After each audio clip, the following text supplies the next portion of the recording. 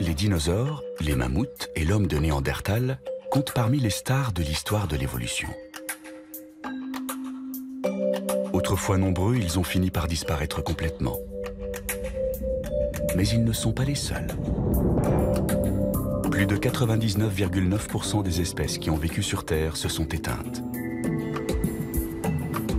La nôtre a fait son apparition relativement récemment. L'homme moderne, ou Homo sapiens, est né en Afrique de l'Est il y a à peine 200 000 ans. Notre gros cerveau nous a permis de coloniser les endroits les plus reculés sur la planète. Et aujourd'hui, nous sommes plus de 7 milliards. Pour certains scientifiques, nous sommes désormais pratiquement immunisés contre une possible extinction. Pour d'autres, au contraire, la menace n'a jamais été aussi grande.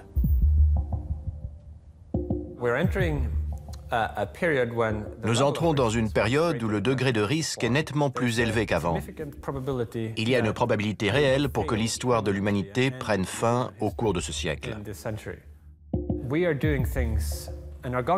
On fait et on va faire des choses au XXIe siècle que personne n'a encore jamais réalisées. On est en train de concevoir des technologies extrêmement puissantes qui nous permettront de manipuler et réarranger la nature même de la vie et de maîtriser la matière au niveau atomique et moléculaire.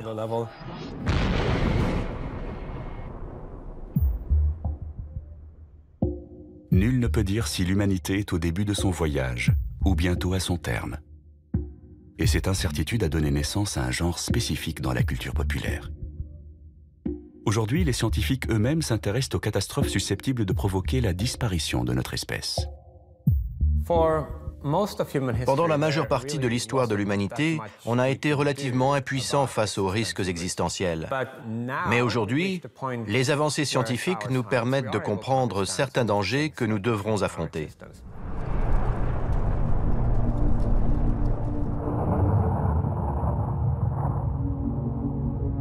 Sommes-nous menacés par un phénomène naturel ou serons-nous les artisans de notre propre perte?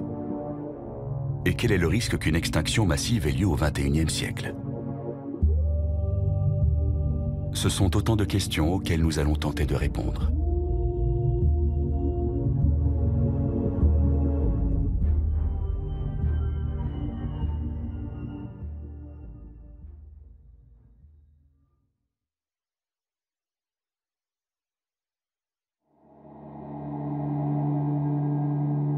Le Soleil est l'étoile la plus proche de nous. Il est essentiel à la vie sur Terre. Sans lui, les plantes, les animaux et l'homme n'existeraient pas. Mais les forces physiques qui s'exercent au cœur d'une étoile sont également capables d'anéantir la vie.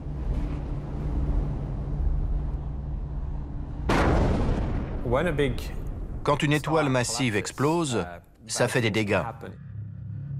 Et nous pourrions avoir la malchance de nous trouver à proximité de cet événement cataclysmique. Nous sommes directement menacés par l'explosion la plus titanesque qui se soit jamais produite dans l'univers.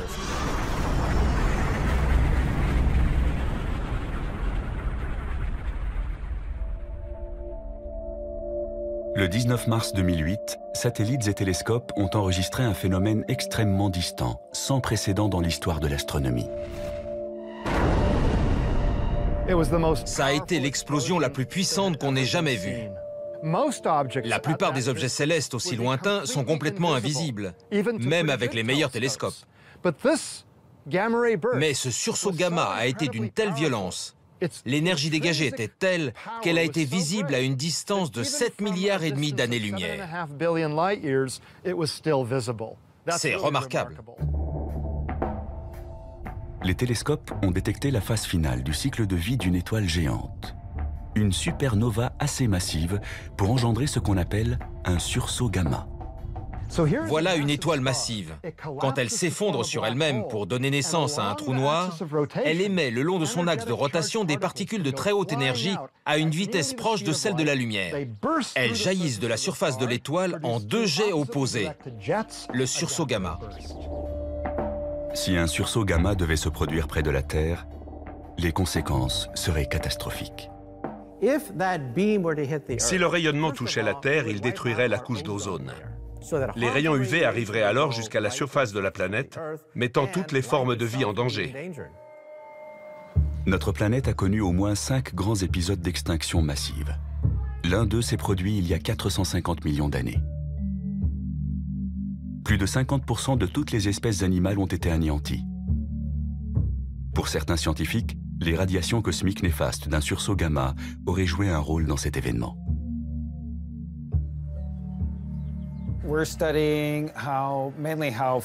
On étudie comment le phytoplancton, ces microalgues qui flottent dans l'océan, est altéré par une exposition au rayonnement ultraviolet.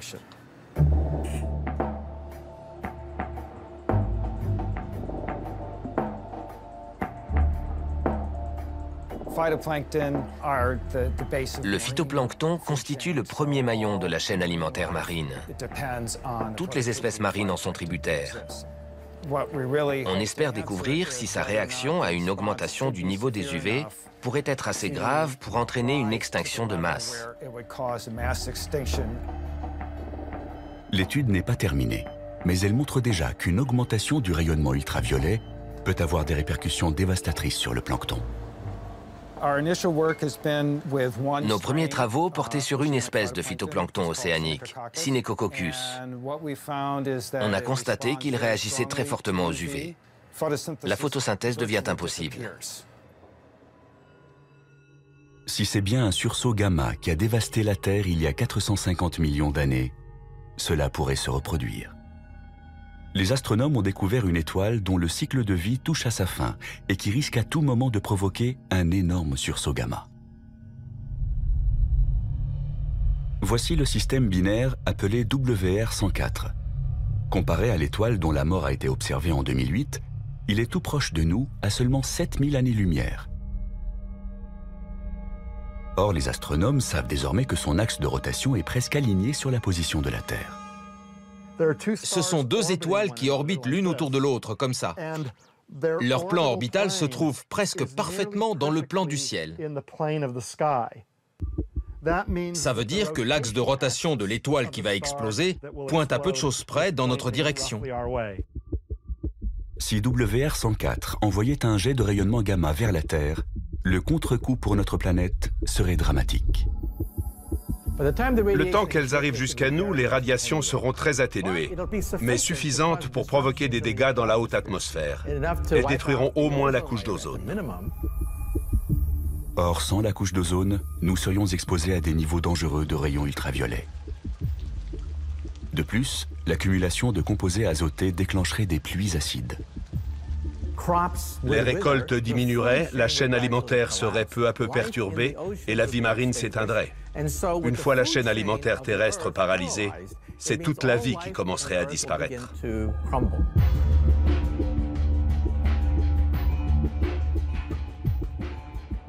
Ce genre de cataclysme se produira sans le moindre avertissement, ce qui bien sûr n'est pas fait pour arranger les choses.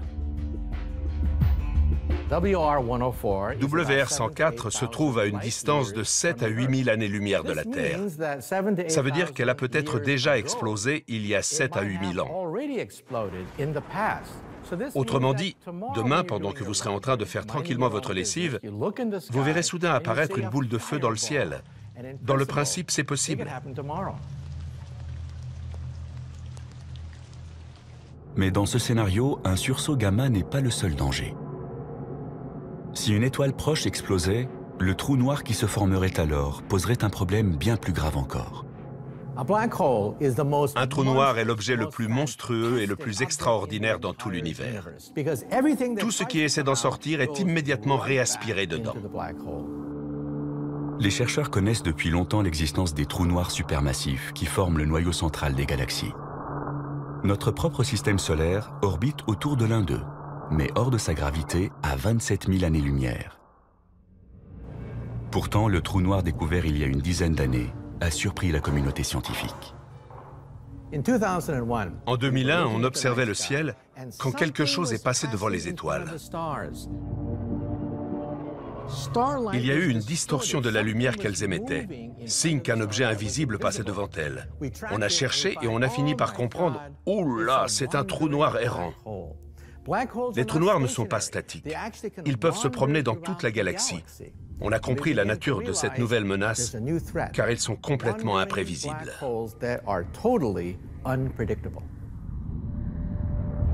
Les scientifiques pensent aujourd'hui que notre galaxie est sillonnée par des milliers de trous noirs errants.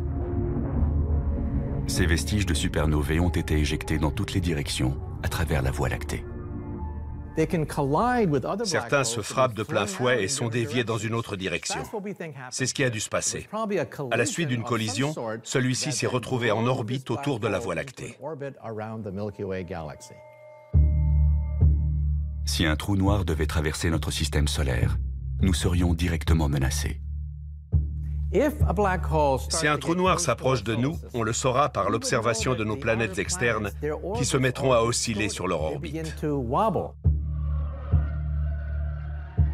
Si ce trou noir dépassait Saturne, l'orbite de la Terre serait déstabilisée. Notre planète serait poussée vers le Soleil ou éjectée dans l'espace. Le trou noir pourrait aussi l'avaler. Mais pour cela, il faudrait que l'aspirateur cosmique passe à seulement quelques centaines de kilomètres de nous.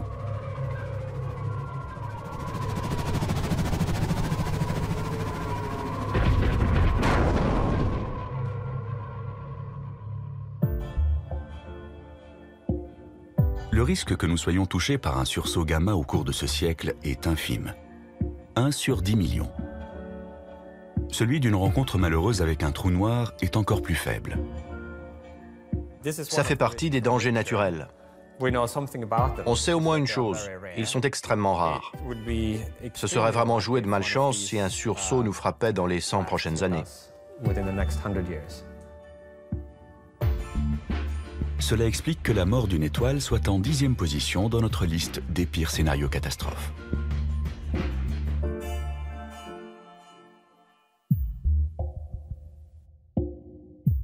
Celui classé à la 9e place est déjà plus plausible.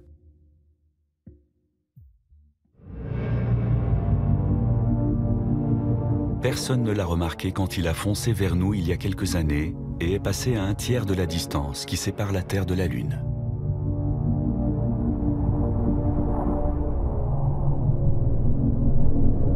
Ce n'est que 3 jours plus tard que les astronomes ont découvert cet astéroïde de 73 mètres de diamètre, baptisé 2002 MN.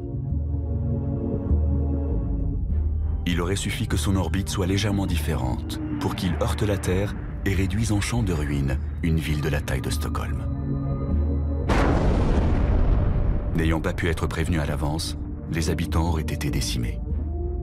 Terminé. Pas un seul survivant à Stockholm.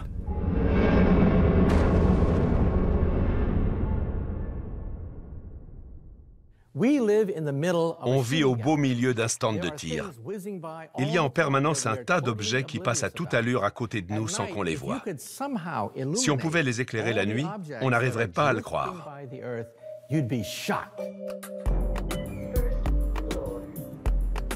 C'est dans un modeste bureau comme beaucoup d'autres que des chercheurs surveillent ces millions de projectiles cosmiques.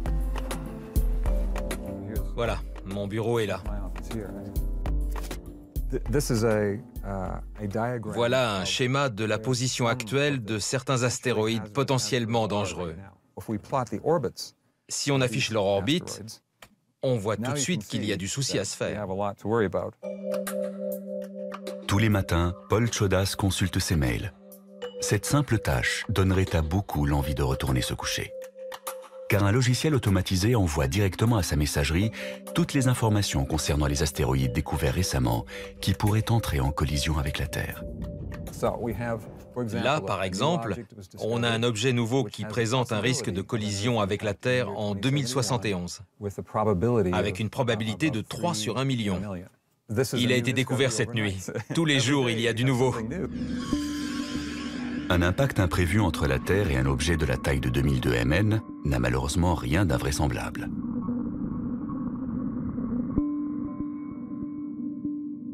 La moitié des astéroïdes qui s'approchent de nous ont le Soleil dans le dos. et sont donc impossibles à repérer. De plus, nous sommes très loin de les avoir tous identifiés. Il y a environ 1 million de géocroiseurs qui représentent un danger potentiel pour la Terre. Et sur tout cela, on en a recensé moins de 1%. La menace la plus sérieuse vient d'Apophis, un astéroïde de taille moyenne, avec un diamètre estimé à 270 mètres et un poids de 20 millions de tonnes. D'une puissance équivalente à 65 000 fois celle de la bombe larguée sur Hiroshima. Son impact pourrait éradiquer Stockholm, mais aussi toute l'Europe du Nord.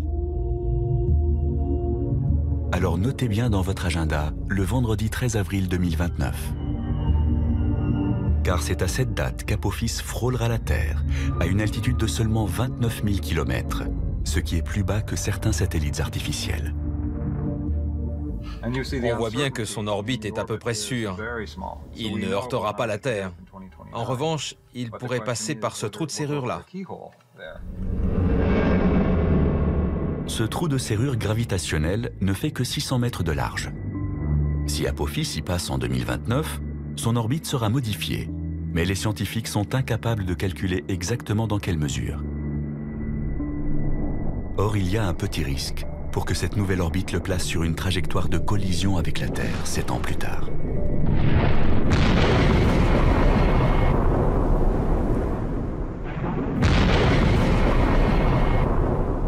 Il existe plusieurs méthodes pour dévier un astéroïde dangereux.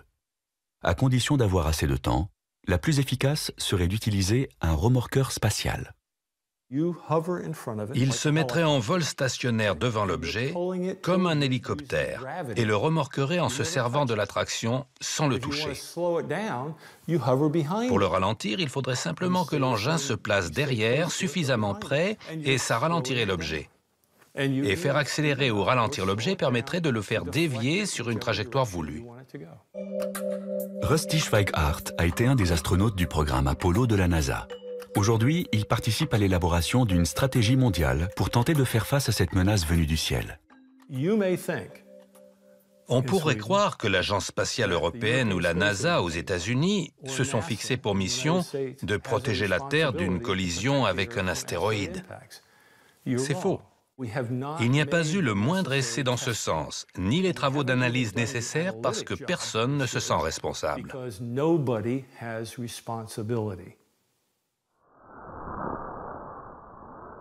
Un astéroïde de la taille d'Apophis ne mettrait cependant pas l'espèce humaine en danger.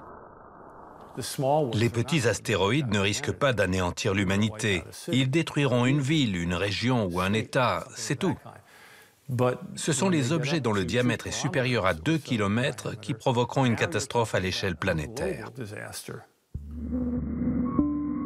Les astronomes ont recensé plus de 800 astéroïdes qui sont proches de la Terre et qui font plus d'1 kilomètre de diamètre.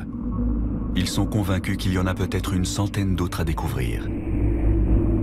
Ce sont ces monstres qui pourraient modifier le cours de l'évolution.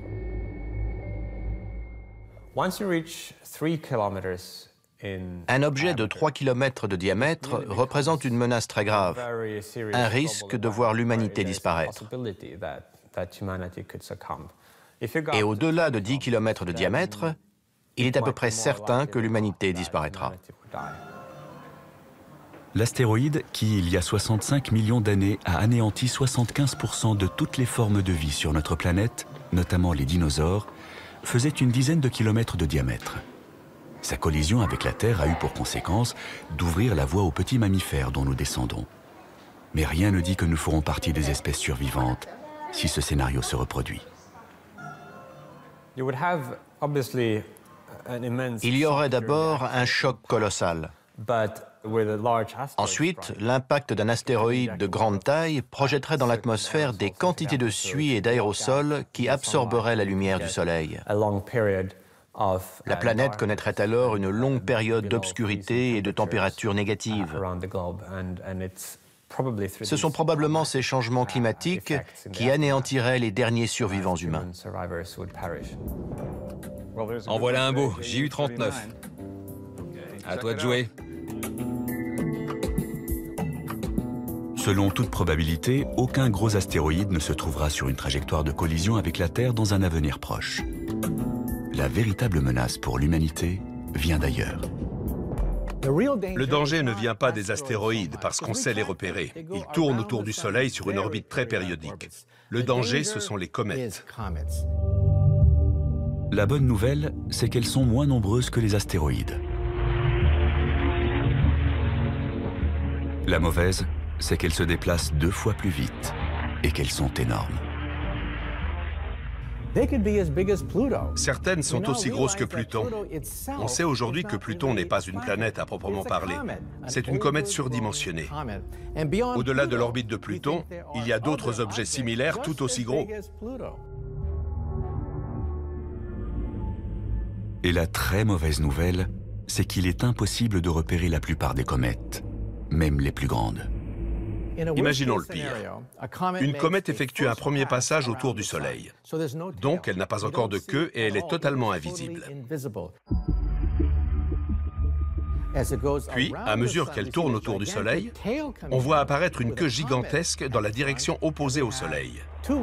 Mais là, on n'a plus que 2 semaines devant nous et on n'a plus qu'à toucher du bois en espérant qu'elle nous rate.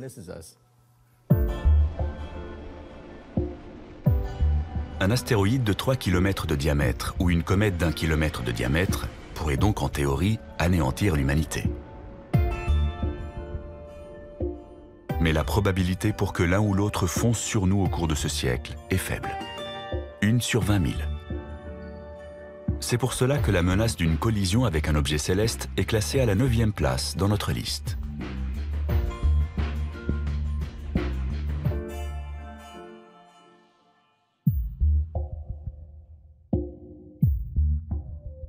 La menace suivante a 2 fois plus de risques de se produire.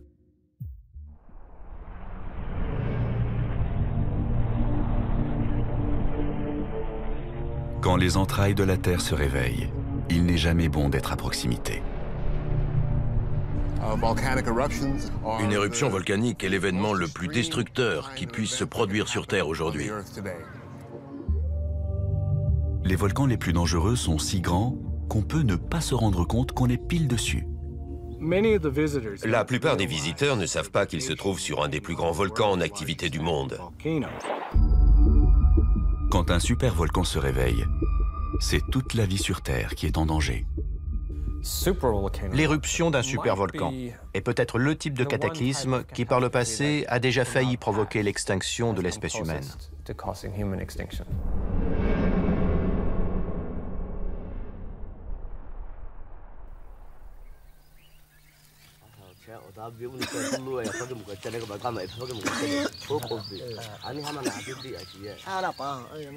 Il y a 75 000 ans, la vie n'était pas facile pour les hommes qui peuplaient la Terre. Une des périodes glaciaires récurrentes venait de commencer. Les températures étaient en baisse et la situation n'allait pas tarder à empirer. À l'autre bout du monde, sur l'île de Sumatra, il s'est produit une super éruption volcanique.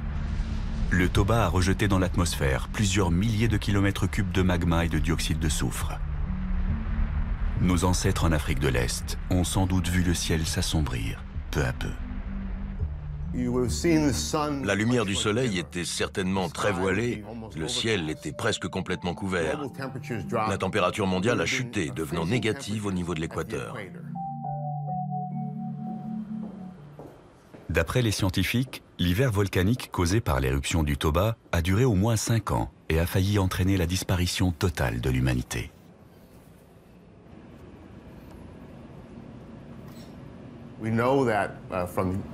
Les études génétiques modernes ont montré qu'il y a eu une diminution des populations humaines il y a environ 75 000 ans, ce qui correspond sensiblement au moment de l'éruption du Toba. Notre nombre est tombé à seulement quelques milliers d'individus. Cette période est considérée comme la plus critique pour l'humanité. L'espèce humaine a frisé l'extinction totale. L'éruption du Toba, ce supervolcan, a pratiquement provoqué notre disparition.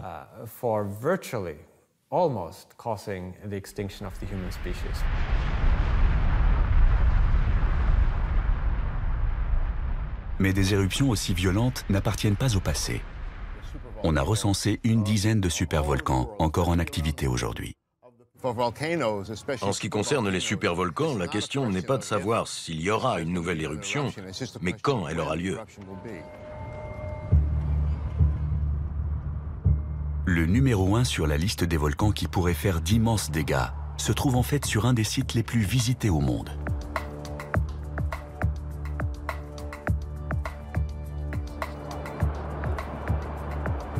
Chaque année, 3 millions de touristes se rendent à Yellowstone, aux États-Unis, afin d'admirer les paysages et la faune sauvage. Mais beaucoup ignorent qu'ils se promènent sur l'un des volcans les plus actifs de la planète. Pour la plupart des gens, qui dit volcan, dit éruption de matière dans toutes les directions, qui retombe sur un relief escarpé de forme conique. Une caldeira se forme quand une telle quantité de matière est éjectée, 1 millier de kilomètres cubes, que le sol s'affaisse et que ça forme une immense dépression. La caldeira de Yellowstone est gigantesque, 40 km de large sur 80 de long. À plusieurs kilomètres sous terre s'étend une chambre magmatique immense, sorte de super cocotte minute sous pression qui finira un jour par exploser.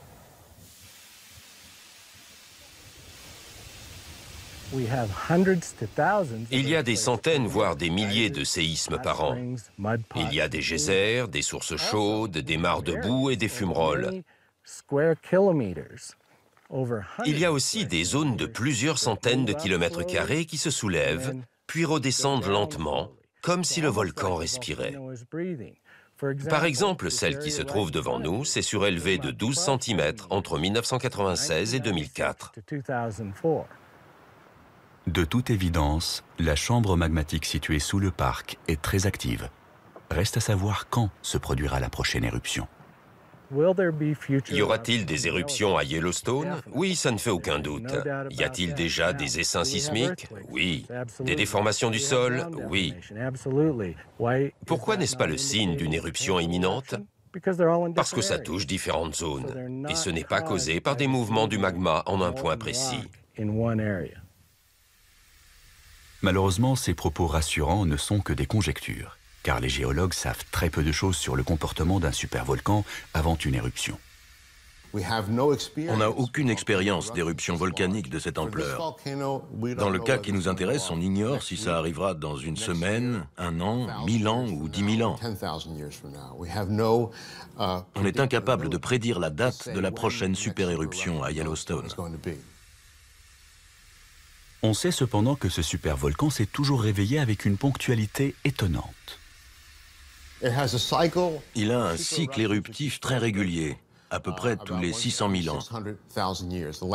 La dernière éruption a eu lieu il y a un peu plus de 600 000 ans. Donc, si on se réfère à son comportement passé, on peut dire qu'il est en retard pour la prochaine. Quand ce moment sera venu, la Terre s'ouvrira et la lave commencera à jaillir. D'abord à un endroit, puis à plusieurs, jusqu'à ce qu'une ligne de fissure provoque l'effondrement du couvercle et que la chambre magmatique explose.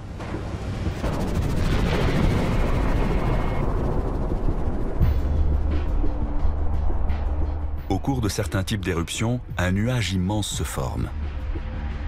Appelé coulée pyroclastique, il est composé de gaz, de vapeur d'eau, de cendres, de lave et de débris extrêmement chauds. Le nuage s'étale dans toutes les directions, à une vitesse de plusieurs centaines de km/h. Rien ne survit à son passage. Bozeman est la ville du Montana qui connaît la plus forte croissance démographique. C'est de là que partent de nombreux touristes qui visitent Yellowstone. Le parc a beau être à une centaine de kilomètres, Bozeman serait détruit par la nuée ardente.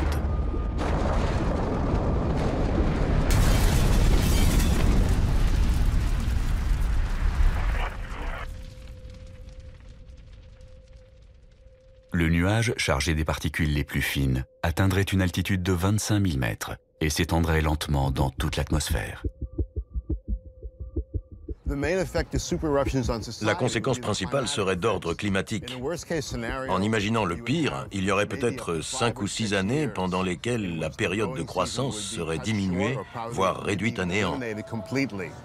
Or, pour l'instant, on ne dispose pas de réserves de nourriture suffisantes qui nous permettraient de faire face à une situation de ce genre.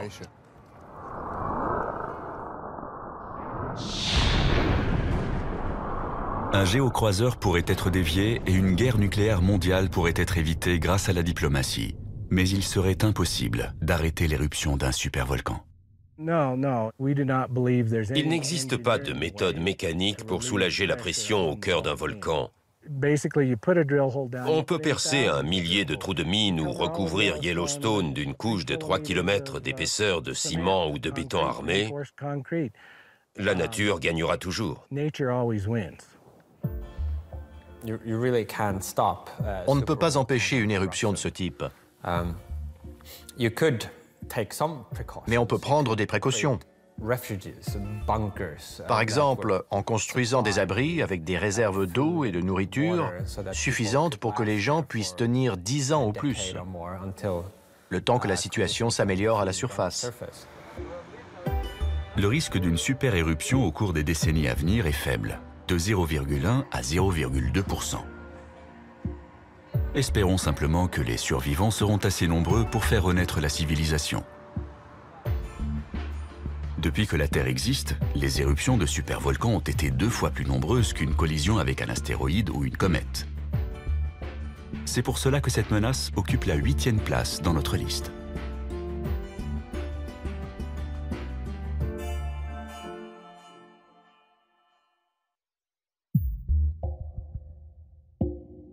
La 7e menace appartient à ce qu'on pourrait appeler les dangers inconnus.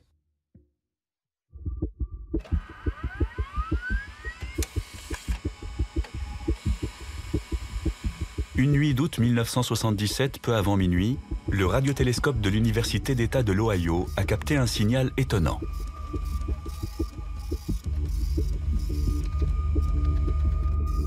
Il provenait d'une région du ciel située juste à l'est de la constellation du Sagittaire, à 220 années-lumière de la Terre. Le signal était si net que l'astrophysicien qui a observé le phénomène a fait dans la marge de la sortie papier une inscription devenue célèbre depuis. L'intérêt du signal WOW réside dans sa forme. Il monte et redescend. C'est la forme exacte d'un signal venu d'un point précis dans le ciel et qui se déplacerait avec les étoiles.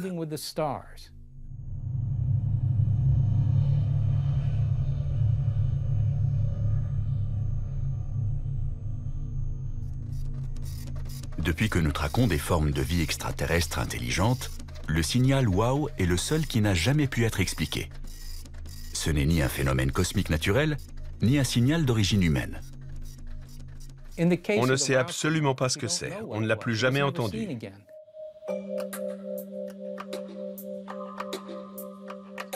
Se peut-il qu'ils existent, ces êtres d'une intelligence supérieure dépeints dans les romans et les films de science-fiction?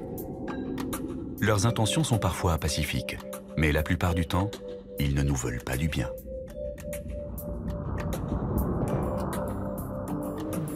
Allez, premier cliché de la nuit. C'est parti.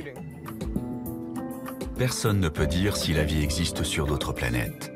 Mais grâce au progrès rapide dans le domaine de l'astronomie, ce n'est plus qu'une question de temps avant que nous puissions répondre à cette question. C'est une époque extraordinaire. Pour la première fois dans l'histoire de l'humanité, nous avons une chance de découvrir les premières planètes qui présentent des similitudes avec la Terre, qui orbitent autour d'une étoile et seraient susceptibles d'abriter la vie comme nous la connaissons. Depuis la première, découverte en 1995, les chasseurs de planètes des 2 côtés de l'Atlantique ont recensé environ 800 exoplanètes. Des planètes situées en dehors du système solaire qui orbitent autour d'une étoile. Quand on a détecté la première il y a une quinzaine d'années, on pouvait seulement dire si c'était une planète ou pas. Depuis, on a fait des progrès énormes. Et on commence à être capable de donner sa température, sa taille, sa gravité, à dire si elle est rocheuse ou gazeuse, si on peut se poser à sa surface. On avance. C'est comme dans un roman de science-fiction, sauf que c'est la réalité. Voici la première étoile recensée, autour de laquelle tournent des planètes qui pourraient être propices à l'éclosion de la vie. Le système Gliese 581 se trouve à 20 années-lumière de notre système solaire, et comme lui, il compte plusieurs planètes. Celle que les astronomes ont baptisée 581G et sa voisine 581D pourraient présenter des conditions favorables à la vie. En seulement quelques années, les astronomes ont repéré dans le voisinage de notre système solaire des planètes qui sont similaires à la Terre. Les spécialistes sont donc convaincus que leur nombre dans tout l'univers pourrait être colossal. Il y a une quantité phénoménale d'étoiles dans le ciel, une centaine de milliards. J'espère qu'il y en aura des millions où la vie existe. Mais s'agira-t-il de formes de vie intelligentes? C'est une autre question. Vous voyez cette ligne droite? C'est un signal qui pourrait nous fournir une explication. Au SETI, le programme de recherche de vie extraterrestre, les scientifiques en sont certains. Ce n'est qu'une question de temps avant qu'un contact soit établi. N'oublions pas que l'univers grouille de planètes. Peut-être que seule une sur 100 ou sur 10 000 est potentiellement intéressante, mais puisqu'il y en a un si grand nombre, peu importe. Voilà près de 50 ans que nous tentons d'écouter des signaux extraterrestres, mais jusqu'à présent, personne n'a rien détecté de plus prometteur que le signal WOW. Ça va changer. Ce réseau de télescopes va nous permettre de fouiller le ciel beaucoup plus rapidement. D'ici une vingtaine d'années environ, on pourrait avoir écouté 1 million de systèmes stellaires. Ce sont ces antennes qui pourraient découvrir E.T. dans les 25 prochaines années.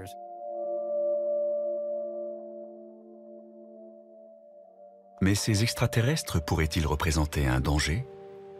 Nul ne voit d'inconvénient à ce que le SETI cherche d'éventuels signaux. En revanche, ce que fait cet homme n'est pas du goût de tout le monde. Alexandre Zaitsev est un radioastronome russe. Personne n'a envoyé autant de messages dans l'espace que lui.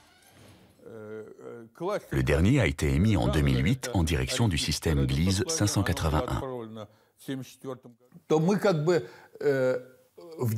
C'est comme si on construisait un pont entre nous et une autre civilisation à l'autre bout.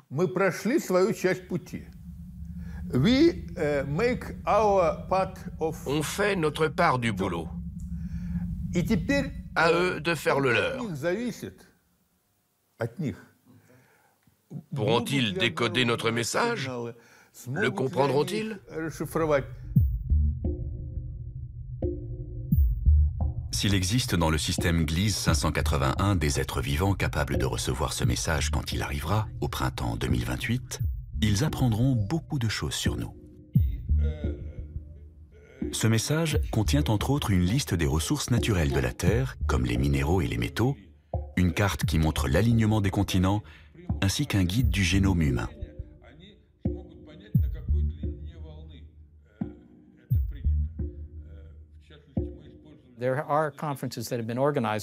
On a tenu plusieurs conférences parce que c'est un sujet extrêmement sensible. On est plusieurs à penser que faire ceci est dangereux et que c'est une mauvaise idée. On pourrait m'objecter, les signaux de nos téléviseurs émettent dans l'espace depuis toujours, mais ils sont très faibles. Ce qu'on voudrait éviter, c'est l'émission délibérée d'un signal beaucoup plus fort en direction d'un système précis. Mais Alexandre Zaitsev n'est pas d'accord. Je ne vois pas ce qui pourrait s'avérer dangereux dans ce qu'on a envoyé.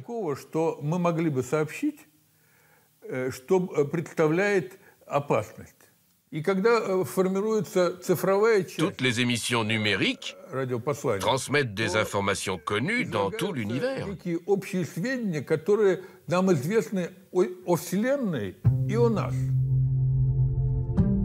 Si nous sommes vraiment seuls dans notre petit coin de l'univers, nous pourrions éliminer les extraterrestres de notre liste de scénarios catastrophes. Mais si des formes de vie intelligentes existent quelque part, il se pourrait parfaitement que ces êtres aient un comportement violent et agressif, tout comme nous. Dans ce cas, nous pourrions avoir des ennuis. Regardez l'histoire. À chaque fois qu'une société plus évoluée a croisé la route d'une société moins avancée, ça a généralement mal tourné pour cette dernière. Quand les Indiens Arawak qui peuplaient l'île d'Hispaniola, aujourd'hui Haïti, ont vu les Blancs arriver à bord de leur navire, ils ignoraient que leur destin était scellé. 3 générations plus tard, cette population de plus d'1 million d'individus avait été anéantie. Si des extraterrestres voulaient se débarrasser de nous, ils n'auraient aucun mal à le faire.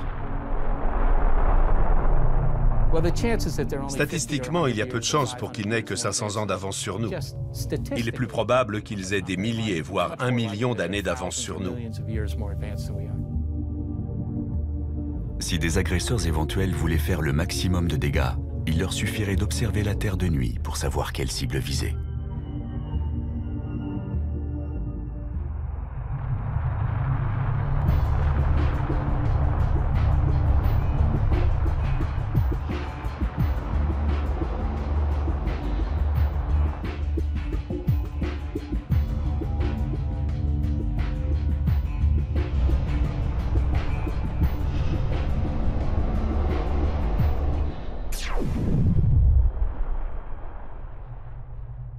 Ils ne seraient même pas obligés de se déplacer. Des êtres supérieurs sur le plan technologique auraient sans doute déjà mis en place un armement puissant à proximité de notre planète et pourraient déclencher une bombe à distance s'ils percevaient soudain notre civilisation comme une rivale pour la leur.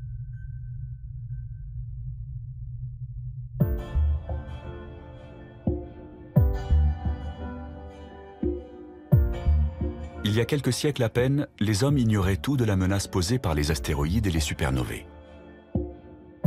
Aujourd'hui, nous connaissons leur existence. Mais le danger que représente une civilisation extraterrestre est plus délicat à estimer. Je dirais qu'il est faible, mais il est très difficile à évaluer. Et ne serait-ce que pour cette raison, on ne peut pas l'écarter. Étant donné que l'humanité ne survivrait certainement pas à une rencontre du 3e type, cette menace est classée en 7e position sur notre liste.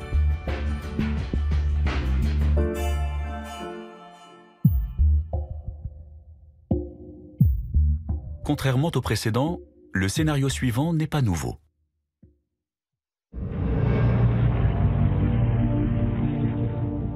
Par bien des aspects, les bactéries, les virus et les parasites sont les organismes vivants les plus coriaces sur Terre. Chaque animal et chaque plante héberge ses propres souches virales.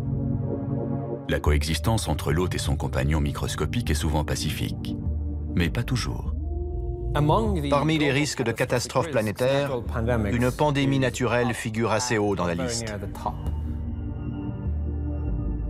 Au cours de l'histoire, ces organismes ont fait des millions de victimes, et ce n'est pas terminé. Avec la généralisation des voyages, une pandémie pourrait se répandre très rapidement dans le monde entier. Ce n'est pas parce que nous avons survécu à ce type d'événements par le passé qu'ils ne nous seront pas fatals à l'avenir.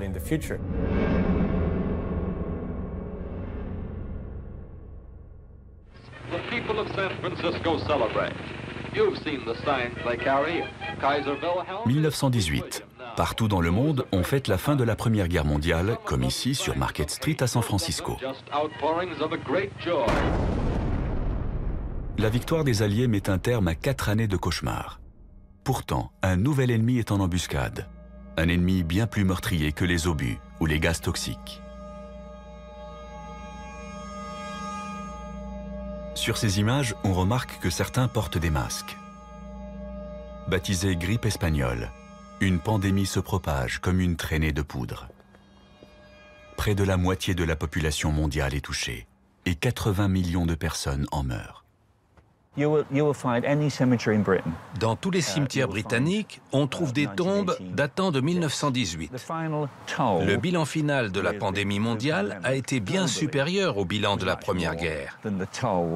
Largement supérieur. On ignore encore pourquoi la grippe espagnole de 1918 a été aussi meurtrière. D'une certaine façon, c'est le plus grand mystère du XXe siècle. Comment 80 millions de personnes ont-elles pu mourir? Pour John Oxford, l'étude de ce virus presque séculaire pourrait nous aider à mieux affronter des pandémies futures. Ce jeune homme est décédé à Prague en 1918 de la grippe espagnole. Ça, c'est un échantillon de ses poumons. Si on parvient à identifier 1, 2 ou 3 gènes dont le potentiel de virulence correspond à celui de la souche de 1918, on pourra appliquer les données à la situation actuelle. Près d'un siècle plus tard, d'autres souches virales sont apparues, comme la grippe aviaire et la grippe porcine. À première vue, elles semblent beaucoup moins dangereuses. Mais John Oxford nous met en garde. La grippe aviaire n'a pas encore tué autant de monde, mais elle continue d'évoluer et de se perfectionner. Elle pourrait devenir capable de se propager depuis le sud-est asiatique. Il faut savoir que pendant la Première Guerre mondiale, dans le camp militaire britannique d'Étaples, il y avait eu environ 200 morts. 2 ans plus tard, le virus avait pris de la vitesse, un peu comme un avion, et tué 80 millions de personnes. C'est ça le danger.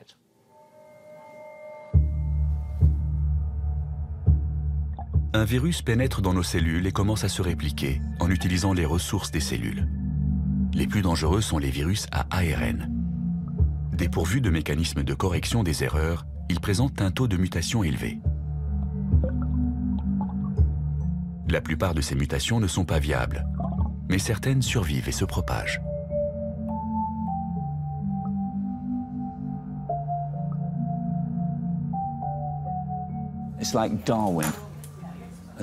Comme le disait Darwin, c'est le plus fort qui survit.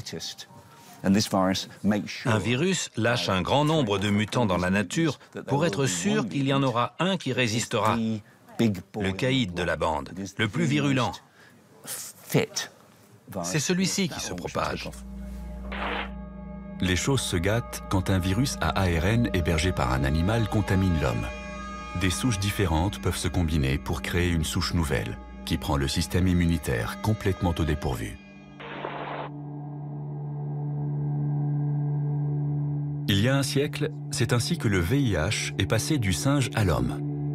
Le SRAS et le virus Ebola ont été transmis par les chauves-souris. Une maladie qui saute de l'animal à l'homme est appelée zoonose. Les chasseurs de virus comme Nathan Wolf en découvrent régulièrement de nouvelles. Quand il y a des animaux sauvages apprivoisés dans un village, il y a un risque pour qu'enfants et adultes se fassent mordre. Les gens qui chassent et dépècent un animal sont forcément en contact avec le sang et les fluides corporels susceptibles d'abriter des maladies infectieuses.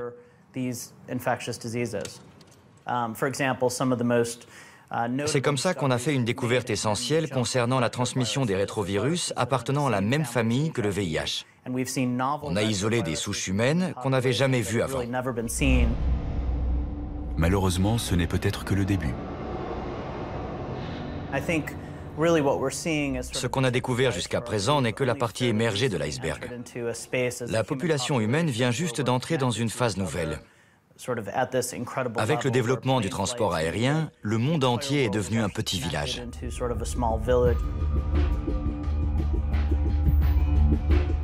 Grâce à des logiciels sophistiqués, les scientifiques de l'Institut royal de technologie à Stockholm ont pu établir comment notre civilisation réagirait à une pandémie d'une ampleur similaire à celle de la grippe espagnole de 1918. Leurs conclusions ne sont pas encourageantes.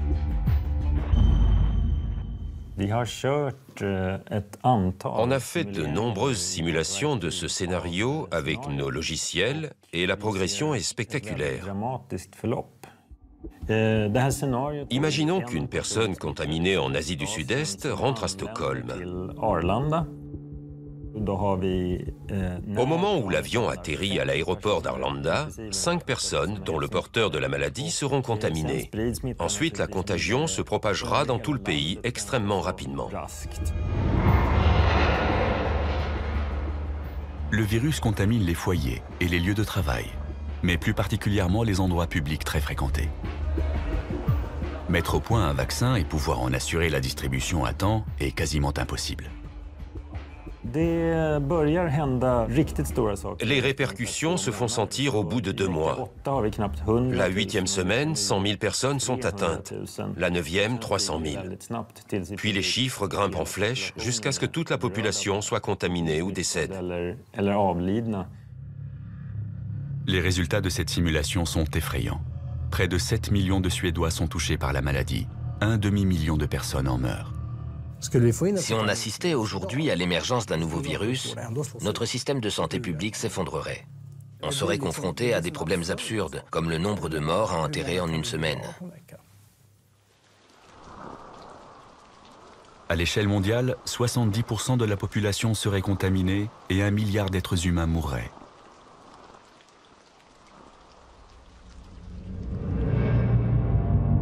Faut-il envisager l'émergence de souches virales capables de provoquer des ravages encore plus terribles, voire de nous rayer définitivement de la carte?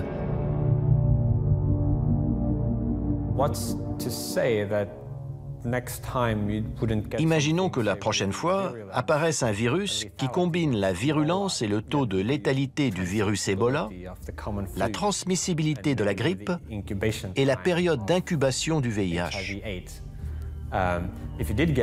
Les conséquences seraient sans aucun doute gravissimes. À la façon d'un cheval de Troie en informatique, ce virus diabolique se propagerait dans le monde entier sans que nous en soyons conscients et finirait par nous anéantir. C'est un scénario peu probable, mais possible malgré tout. Il ne faut jamais sous-estimer un virus. Jamais. En principe, il n'y a aucune raison pour que la nature n'en soit pas capable. Cela exigerait une combinaison improbable de processus d'évolution. Mais c'est certainement un des principaux risques existentiels envisagés jusqu'à présent.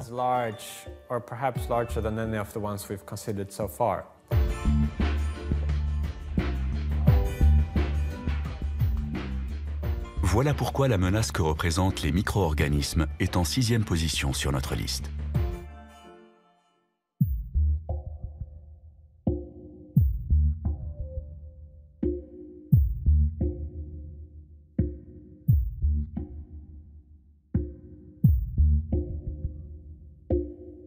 La séparation entre les primates et les premiers hominidés s'est faite sur environ 6 millions d'années et a été émaillée d'innombrables catastrophes. Régulièrement, les prédateurs et les périodes de sécheresse et de glaciation ont réduit notre population. Mais un petit nombre est toujours parvenu à survivre et à évoluer jusqu'à aujourd'hui. Étant donné qu'on survit à tous les dangers de la nature depuis 100 000 ans, il paraît peu probable qu'un de ces dangers nous soit fatal au cours des 100 prochaines années. D'où ma conviction que si l'espèce humaine s'éteint au cours de ce siècle, ce sera le résultat d'une catastrophe anthropique, c'est-à-dire causée par l'homme lui-même.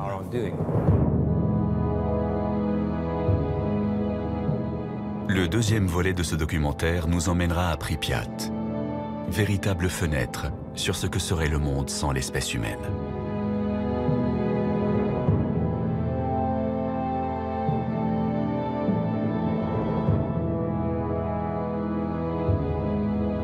Cette ville de 50 000 habitants a été abandonnée il y a 26 ans, à la suite d'une catastrophe due à une erreur humaine.